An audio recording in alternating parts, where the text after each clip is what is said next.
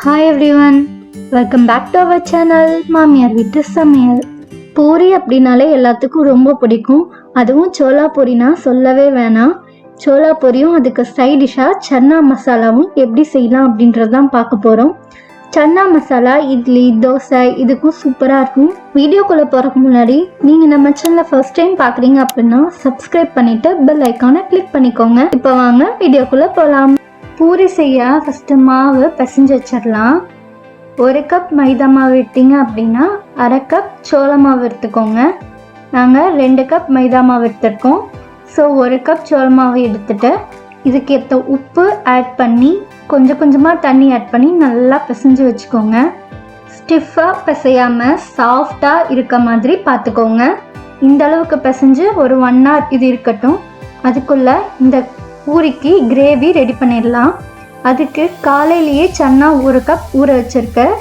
Night வந்துட்டு இது குக்கரில் ட்ரான்ஸ்ஃபர் பண்ணிவிட்டு அதுக்கேற்ற அளவு தண்ணி ஊற்றிட்டு இதை மீடியம் ஃப்ளேமில் ஒரு 5-6 விசில் விட்டு எடுத்து வச்சுக்கோங்க. இந்த அளவுக்கு வெந்து இருக்கணும். இப்போ ஒரு கடாயில் 1 ஸ்பூன் ஆயில் விட்டுட்டு பிரியாணி இலை 1, 2 துண்டு பட்டை, 1 ஏலக்காய், 3 கிராம்பு, 1 ஸ்பூன் சோம்பு, நறுக்கி வச்ச 3 பெரிய வெங்காயம், வெங்காயத்துக்கு தேவையான உப்பு இது ஆட் பண்ணிவிட்டு வெங்காயம் கண்ணாடி மாதிரி வரணும். அது வரைக்கும் இதை வதக்குங்க.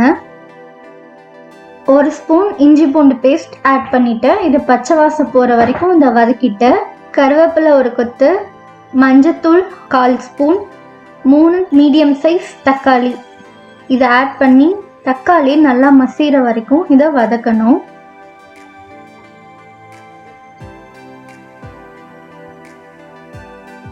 மூடி போட்டு வச்சு வதக்குங்க.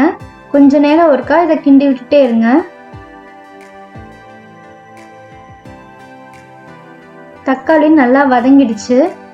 இப்போ 1 ஸ்பூன் மிளகாய்த்தூள், 2 ஸ்பூன் மல்லித்தூள், காரத்துக்கு ஏற்ற மாதிரி மிளகாத்தூள் அட்ஜஸ்ட் பண்ணி போட்டுக்கோங்க.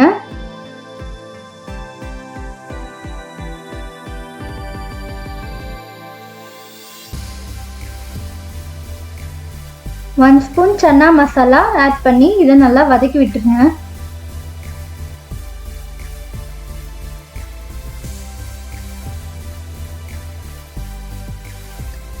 இப்போ நம்ம வேக வச்சு எடுத்து வச்சிருக்க கொண்டக்கடலையை தண்ணியோட இதில் ஆட் பண்ணிக்கலாம். தண்ணி தேவைப்பட்டால் இன்னும் கொஞ்சம் கூட ஆட் பண்ணிக்கோங்க. இப்போ இதை மூடி போட்டு மீடியம் ஃப்ளேமில் ஒரு 10 minutes இது குக் பண்ணுங்கள். அதுக்குள்ளே நம்ம இதுக்கு ஒரு மசாலா ரெடி பண்ணிக்கலாம். அதுக்கு ஒரு மிக்சர் ஜாரில் 1 ஸ்பூன் சோம்பு, 1 ஸ்பூன் கசகசா, 5-6 பீஸ் தேங்காய், 2 கிராம்பு, 1 ஏலக்காய், 1 துண்டு பட்டை, கொஞ்சமாக தண்ணி ஆட் பண்ணி இதை பேஸ்ட் மாதிரி அரைச்சி எடுத்துக்கோங்க. ஒரு 2 ஸ்பூன் அளவு வேக வச்ச கொண்டக்கடலையை நம்ம அரைச்சி எடுத்த இந்த மசாலாவோட ஆட் பண்ணி இதையும் மையா அரைச்சி எடுத்துக்கோங்க. இந்த அளவுக்கு இருக்கணும். கொண்டக்கடலை நல்லா குக் ஆகிட்டு இருக்கு. இந்த ஸ்டேஜில் நம்ம அரைச்ச அந்த மசாலா பேஸ்ட்டும் ஆட் பண்ணிக்கலாம்.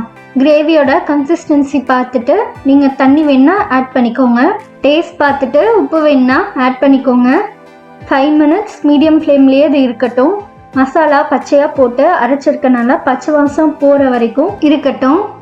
ஒரு 5 minutesக்கு அப்புறம் ஒரு 1/2 ஸ்பூன் கசூரி மேத்தி போட்டுட்டு மல்லி இலை அப்படியே லைட்டாக மேலே தூவிட்டு ஸ்டவ் ஆஃப் பண்ணி இறக்க வேண்டியதுதான். ரொம்ப ரொம்ப சூப்பரான டேஸ்டியான சன்னா மசாலா ரெடி. இப்போ பூரி போட்டுடலாம். 1 hourக்கு அப்புறம் பாருங்கள் மாவு எவ்வளோ சாஃப்டாக இருக்குது அப்படின்ட்டு. இந்த சைஸில் பால் மாதிரி உருண்டை பிடிச்சிக்கோங்க. இவ்வளோ பேஸ் இருந்தால் தான் பூரிக்கு சூப்பராக இருக்கும். சப்பாத்திக்கு தேய்க்கிற மாதிரி நல்லா இழுத்து எல்லா பக்கமும் தேய்ச்சி எடுத்துக்கோங்க. ரொம்ப மெலிசாக தேய்க்காமல் கொஞ்சம் பெருசாக தேய்ச்சிங்க அப்படின்னா தான் நல்லா உப்பி வரும். எல்லாத்தையும் இதே மாதிரி தேய்ச்சி எடுத்துட்டு ஒரு கடாயில் தேவையான அளவு ஆயில் ஊற்றிட்டு ஆயில் சூடானதுக்கு அப்புறமா இதை வந்து போட்டு பொரித்து எடுங்க.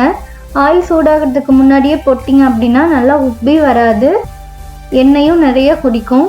ஆயில் நல்லா பாயில் ஆனதுக்கப்புறமா போட்டுடுங்க. எவ்வளோ நல்லா உப்பி வருது பாருங்கள். அவ்வளோதாங்க, சூப்பரான சோலா பூரி அண்ட் சன்னா மசாலா ரெடி ஆயிடுச்சு. சூடாக இருக்கும் போதே இதை நம்ம சர்வ் பண்ணிடலாம். இந்த வீடியோ உங்களுக்கு பிடிச்சிருக்குன்னு நினைக்கிறேன். பிடிச்சிருந்தா சப்ஸ்கிரைப் பண்ணிவிட்டு பெல் பட்டனை கிளிக் பண்ணிக்கோங்க. நெக்ஸ்ட் ஒரு சூப்பரான ரெசிபியில் உங்களை சந்திக்கிறேன். அது வரைக்கும் டாடா பை பை ஃப்ரம் மாமியார் வீட்டு சமையல்.